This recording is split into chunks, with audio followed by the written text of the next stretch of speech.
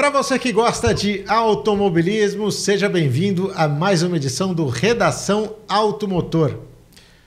Hoje aqui com a gente eu tenho a companhia do Luiz Alberto Pandini, que é um dos colaboradores, um dos redatores do Anuário Automotor, especialista em automobilismo e que vai falar para a gente de um assunto muito importante, muito relevante para o fã da velocidade, que é José Carlos Patti. Agora no dia 26 de janeiro estamos completando os 50 anos da primeira e única vitória do Patti, que foi uma dobradinha com o Emerson Fittipaldi aqui no Brasil, em Interlagos, e é um nome que precisa ser muito valorizado e recordado.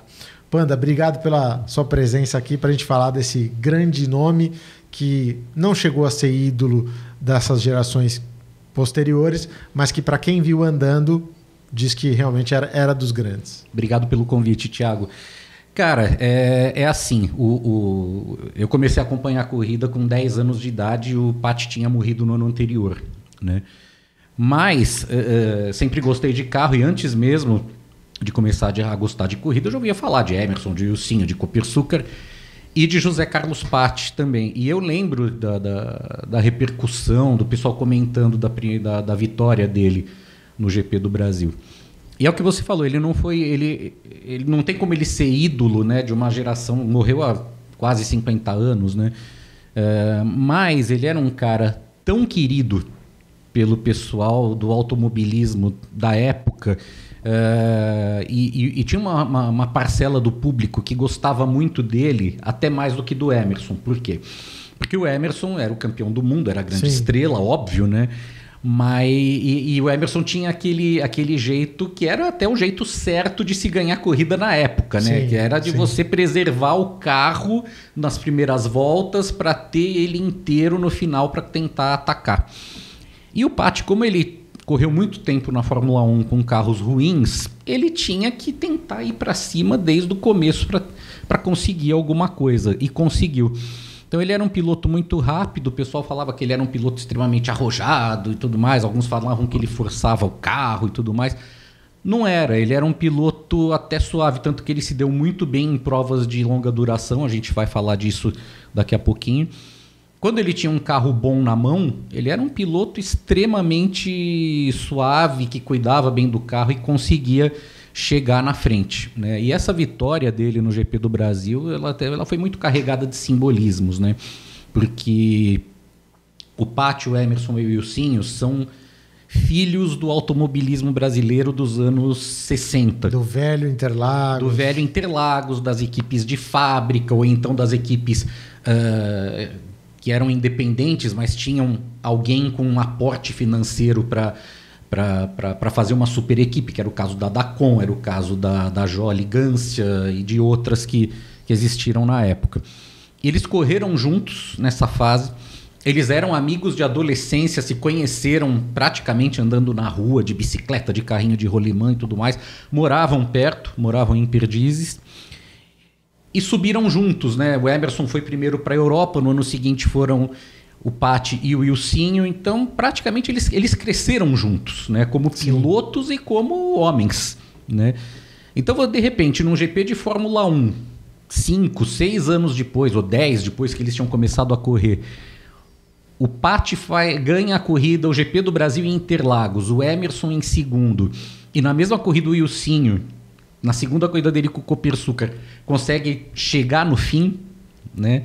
Cara, eu queria muito estar ali naquele momento para viver essa festa, porque deve ter sido lindo de se ver aquilo. Arquibancada cheia, todo mundo curtindo a Fórmula 1 do Brasil. Tem no YouTube a narração do Luciano do Vale, né, da última volta do Patti. Quem nunca viu, assista, porque te emociona.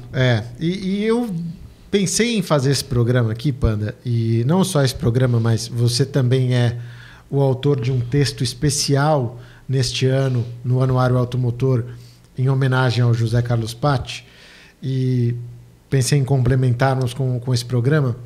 Quando eu estava na internet outro dia, né, o algoritmo vai te entregando coisas, e me entregou um vídeo, claramente de uma pessoa de uma nova geração, dizendo assim, inocentemente: gente, por que nós não damos o nome de Ayrton Senna ao Autódromo de Interlagos? eu me vi na obrigação de responder. Falei, olha, existe um cara que inclusive o Ayrton Senna também admirava, que já dá nome ao autódromo. Uma homenagem já está feita e é uma homenagem justa. Não é tanta culpa do cara não saber disso. É isso, é um nome que passou muito rapidamente, que teve os resultados dele, que teve a relevância dele para o automobilismo brasileiro, mas talvez seja um pouco da nossa responsabilidade também voltar a falar desses nomes com mais frequência, seguramente, mais vezes. E por isso eu acho que é importante a gente falar disso. O que representa e o que representou naquela época José Carlos Patti para o automobilismo brasileiro? Cara, é assim, o Emerson, para quem está do lado de fora, teve uma vida fácil, né? A gente sabe que não foi fácil, óbvio. Mas assim, ele chegou na Fórmula 1, ganhou um grande prêmio logo de cara, né? E foi campeão do mundo 2 anos depois de estrear, então ele explodiu. O Emerson realmente explodiu. O José Carlos Patti, ele teve que remar muito mais para conseguir ganhar um grande prêmio de Fórmula 1. Porque ele entrou por uma equipe pequena, que era a Williams, na época uma equipe pequena, né? Depois passou para a Surtees, uma equipe média, mas muito desorganizada. E quando ele foi para a Brabham, ele finalmente teve um carro competitivo para ganhar a corrida, para fazer pole position, para subir em pódio e tudo mais. Aí a Brabham mudou do motor Ford Cosworth, que era ultra confiável, todo mundo usava, para o Alfa Romeo. E o Patti ficou 1 ano acertando esse motor Alfa Romeo, né, para tentar, que foi o ano de 76, para tentar colher os frutos em 77. E aí ele morreu naquele acidente aéreo. As pessoas não têm noção do tremendo piloto que o José Carlos Patti foi, até porque a maneira que muita gente considera a única de aferir a habilidade de um piloto é olhar o que ele fez na Fórmula 1. Sim, sim. Só que aqui no Brasil, ele correu com carros de diversas marcas, com carros de diversas configurações e ganhou corrida com todos. Quando a Joligância, não sei se foi a Joligância, o Arivaldo Fernandes ou os dois, eles trouxeram uma Alfa P33, que era um esporte protótipo, igual o que corria no Mundial de marcas na Europa. Para quem que eles entregaram esse carro? Para o José Carlos Patti, porque confiavam na habilidade dele de controlar aquela máquina. Então, quando ele foi correr de Fórmula 3 na Inglaterra em 70, ele já estava acostumado com carros muito potentes. Que as equipes já confiavam esses carros a ele aqui no Brasil. Quando ele chegou lá fora, correu de Fórmula 2, correu de Fórmula 1, correu de Can-Am, correu no Mundial de Marcas. Em 72, ele fez 3 provas do Mundial de Marcas, que é o atual Mundial de Endurance, né? Cada uma com um carro diferente. E com exceção da primeira que ele fez com uma equipe pequena italiana, a AMS, né? Ele fez uma pela Ferrari, terminou em 2º lugar, e outra pela Gulf Mirage, terminou em 3º. Fez uma prova de Can-Am, também foi muito bem. Corria de Fórmula 2, ganhava corrida. Então a carreira do José Carlos Patti é muito mais rica do que quem for observar a Fórmula 1 apenas. No ano que ele ganhou o único GP dele, que foi 75, ele também foi campeão brasileiro de Divisão 1, que eram provas de longa duração com carros de rua nacionais de preparação muito limitada. Ele corria pela equipe do Luiz Antônio Greco e foi campeão em dupla com o Paulo Gomes. Então você imagina, um cara que corria na Fórmula 1, que já era vitorioso na Fórmula 1, uma vez por mês ou a cada 2 meses ele vinha para o Brasil, corria numa prova nacional e também ganhava. Ele era um piloto excepcional, ele era muito versátil, sabe? E é uma pena que as pessoas não deem o devido valor a isso. Sem dúvida. É um cara que merece ser lembrado e que em 1977, quando ocorre o acidente, se eu não me engano, em março, ele tinha começado a temporada muito bem, com 2º lugar na Argentina, e quem acompanhou na época diz que era a grande chance dele de brigar por um título mundial. Você concorda? Você acha que isso era possível de fato ou não é bem assim também? Eu acho que não é bem assim. Se a gente for acompanhar os resultados que a Brabham obteve depois que o Patti morreu, você vai ver que não era um carro para disputar título mundial naquela época. até que ponto o desenvolvimento da equipe e daquele conjunto Brabham Alfa Romeo foi interrompido com a morte do Paty é uma questão que nunca vai ser respondida, né? Pode ser que essa evolução fosse maior com ele vivo, né? Talvez ele ganhasse uma corrida ou duas naquele ano, mas dificilmente ia lutar pelo título mundial, porque aquela combinação ainda não estava amadurecida o suficiente. Agora, é fato também que a presença do Paty, quando o Bernie trocou os motores Ford pelos Alfa, ela foi fundamental para a equipe conseguir trabalhar direito, porque era uma bateção de cabeça entre os mecânicos italianos que cuidavam do motor e os ingleses que cuidavam do chassi, do carro em si. E o Paty era meio que a união entre esses dois mundos diferentes. Né? Então foi também graças a isso que o carro evoluiu. No começo de 76, na primeira corrida, o Brabham Alfa Romeo era um carro super pesado, era um carro, sabe, muito pouco competitivo. Ao longo do ano ele evoluiu aos pouquinhos. Em 77, que era praticamente o mesmo carro, né? Só evoluiu a ponto de ganhar um sufixo B, BT45B, né? O Paty quase ganhou na Argentina, o John Watson fez pole, quase ganhou corrida também, o Hans Stuck fez pole, quase ganhou corrida também. Então teve uma evolução significativa, né? O que a gente nunca vai saber é até que ponto essa evolução teria sido maior com o Paty vivo. Ok, 77 não. Foi o campeonato que o Niki Lauda acabou conquistando. Mas você acredita que veríamos o Paty campeão? Você acha que pelo perfil dele, pelo crescimento que ele estava tendo na carreira, poderia estar numa equipe que pudesse lhe dar essa condição em 78, 79, 80? A Brabham só seria campeã em 81 com o Nelson Piquet. Mas você acha que o Paty teria essa oportunidade? Teria. Não em 77, eu acho que um pouco depois. Até porque o Bernie voltou para os Cosworth depois. E vamos lembrar uma coisa, olha a sequência dos acontecimentos, né, Thiago? O Ilcinho corria na Brabham, saiu para montar a equipe Copersucar. Depois de alguns meses, quem entrou no segundo carro da Brabham foi o Paty. Morreu o Paty, passou mais um ano e meio, entrou o Nelson Piquet, que foi o brasileiro campeão mundial pela Brabham. Então, talvez o Ilcinho não por uma questão de idade, né? De tempo de Fórmula 1.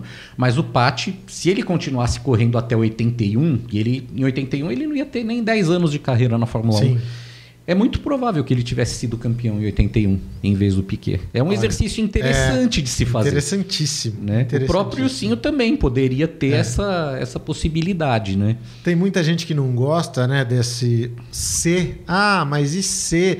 Mas, na verdade, eu acho que isso mostra pra gente o tamanho do Paty. Né? Acho que isso que é interessante. E se as pessoas gostam de falar, se o Senna tivesse sobrevivido, por que a gente não pode falar se o Paty tivesse sobrevivido? Exato. Sabe? Já que querem dar o nome do autódromo do Paty pro Senna, né? Então também vamos começar a discutir outras coisas. É uma discussão etérea, não leva a nada, cara, sabe?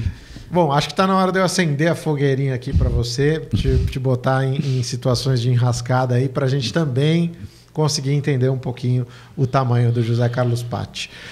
O livro dele, que é muito bom, aliás, também, né? A biografia dele, O Campeão Sem Título, chama atenção até por esse título, né? por essa chamada. Na lista de campeões da Fórmula 1, você acha que o Paty era um piloto melhor do que alguns que estão ali? Ele foi melhor que algum campeão de Fórmula 1? Eu acho que, no mínimo, assim de cabeça, eu diria que ele estava no mesmo nível de um Keck Rosberg, por exemplo. Sabe? Também era um piloto arrojado, também era um piloto versátil, também foi um piloto que correu em várias categorias simultaneamente durante uma boa fase da carreira, inclusive na Fórmula 1. Eu acho que é o paralelo mais próximo que me vem à cabeça, assim, de sopetão, já que você me jogou na fogueira, né? É o paralelo mais próximo que eu consigo estabelecer. E um cara de lugar certo na hora certa também, né? Exatamente. O Paty não teve essa oportunidade, que é que teve. Pois é. Vai saber se o Paty continuaria na Brabham também. Sim. Porque o Paty, ele tinha uma coisa, ele era muito querido sabe? Uma vez eu participei de um encontro no Automóvel Clube Paulista, né? Isso já faz mais de quase 20 anos, né? E tinha muitos pilotos que conviveram com o Patti, vários dos quais já morreram, inclusive. Cara, todos eles falavam com um carinho da figura do Mocco, da persona do Mocco, né? Mocco era o apelido do José Carlos Patti, né? Que tem uma versão para esse apelido, que é de que ele, quando não se interessava pelo assunto, ele fazia ouvidos moucos, né? Mas o Wilson uma vez me contou uma outra versão que eu não estou autorizado a reproduzir aqui. Poxa, que pena, o podcast é para isso. Mas assim, eu vou dar uma pista. O Patti, ele era um meninão, ele era um garoto ingênuo, né? Não na fase adulta, na fase que ele estava na Fórmula 1.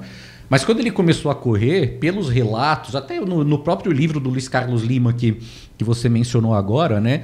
Ele era inconsequente, ele era ingênuo, ele era molecão, sabe? Fazia umas brincadeiras sem graça, entendeu?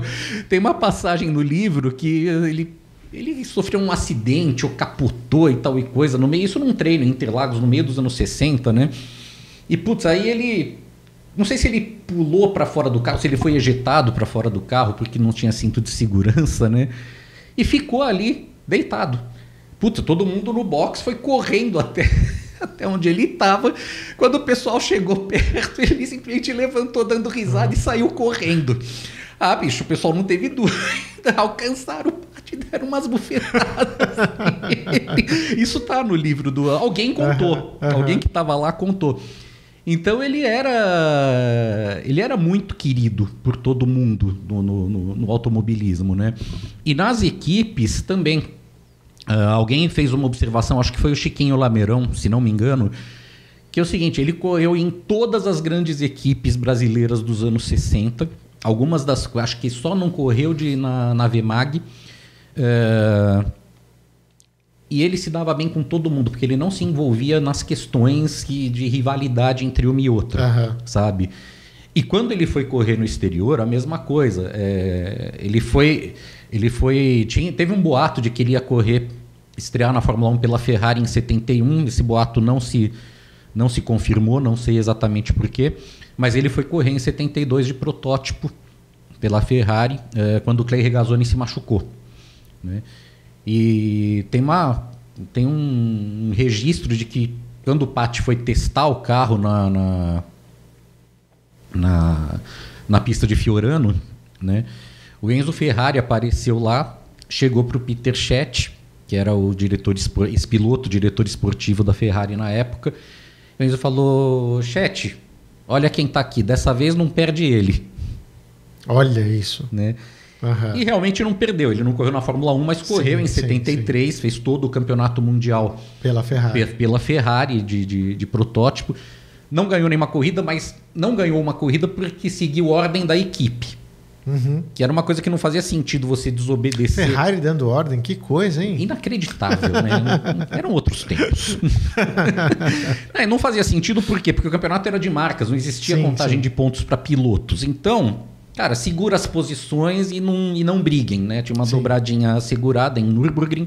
O Arturo Merzario, que era o piloto que dividia o carro com o Patti, não gostou disso, saiu brigado da equipe e tudo mais, né?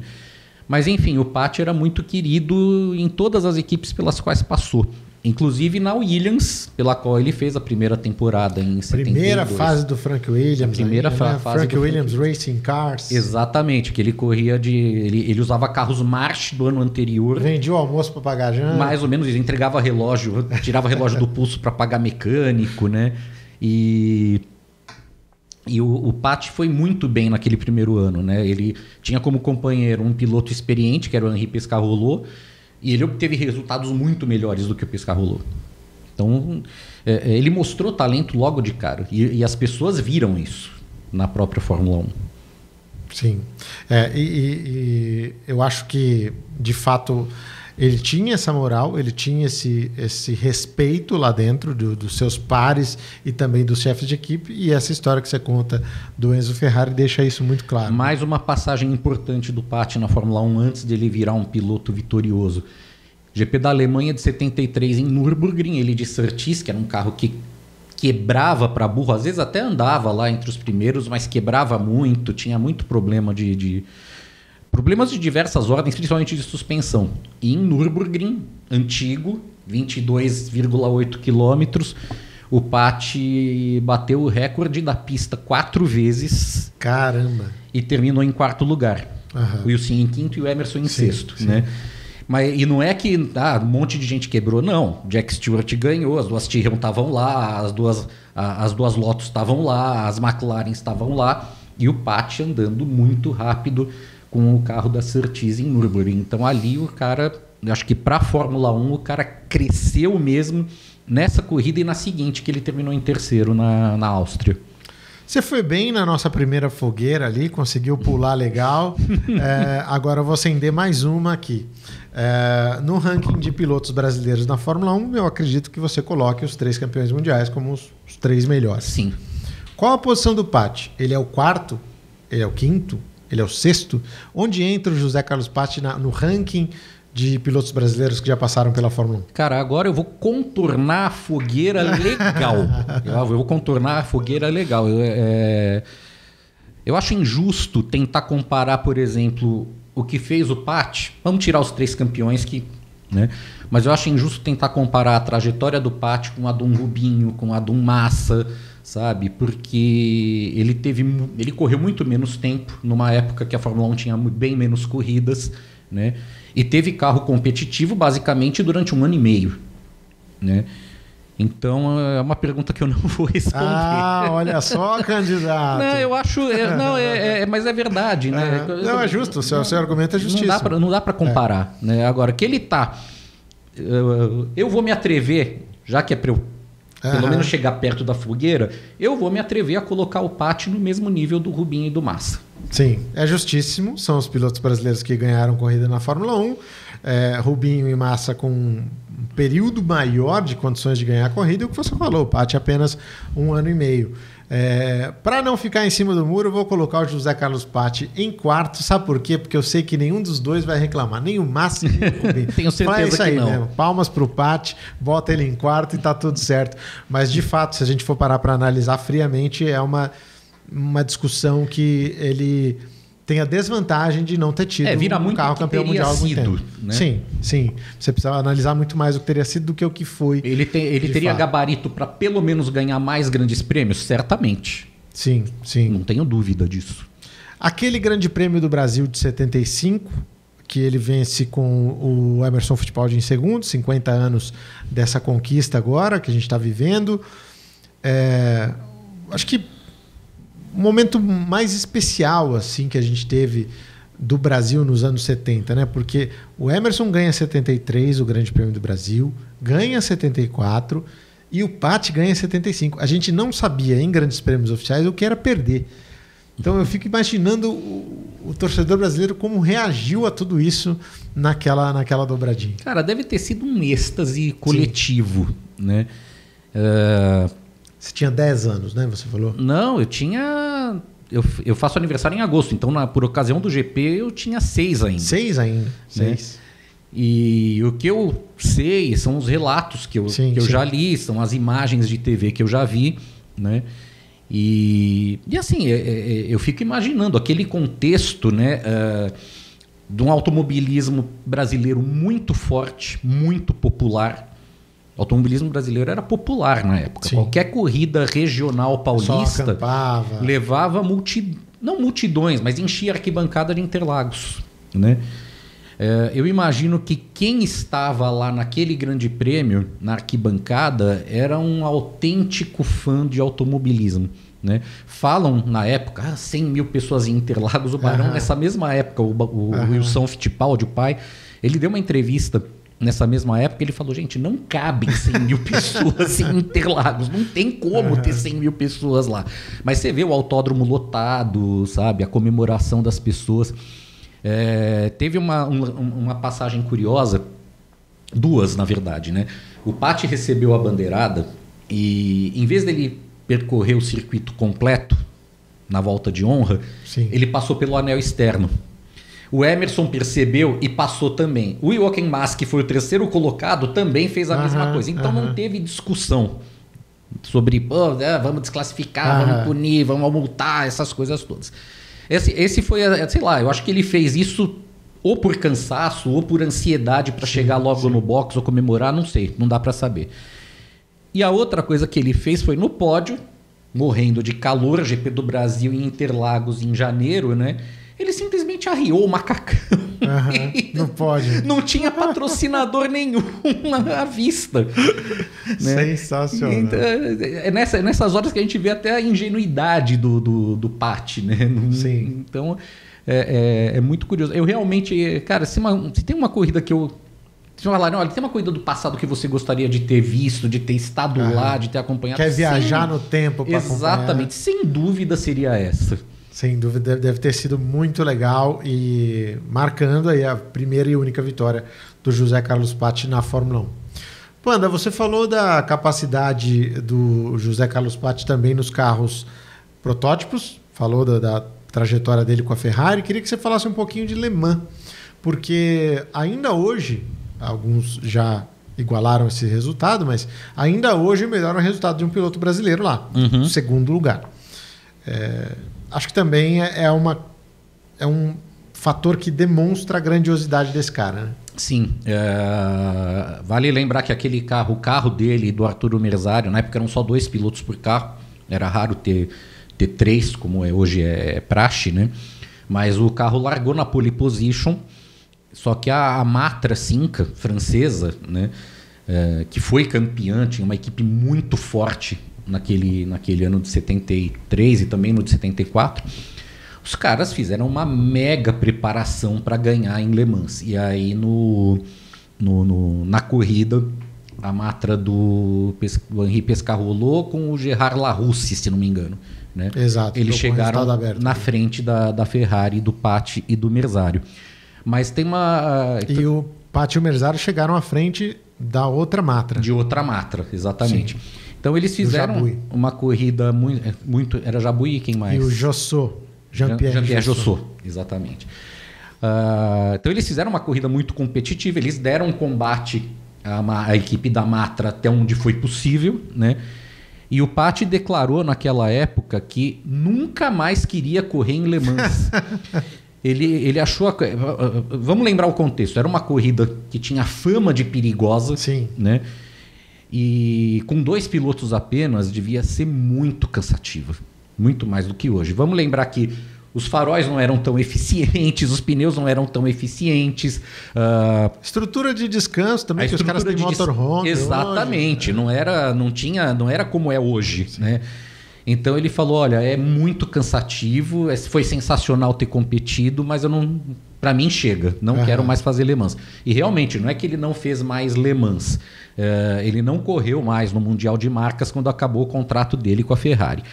Mas é curioso, porque depois disso, o Pat disputou uma edição das 25 horas de Interlagos. Com o Wilsinho? Com um Maverick da equipe do Greco. Sim. Era ele, o Bob Sharp e o Edgar de Mello Filho. E essa corrida choveu. Eu não lembro quem estava pilotando, acho que era o Paulão nessa altura. O limpador de para-brisa quebrou à noite, não funcionava.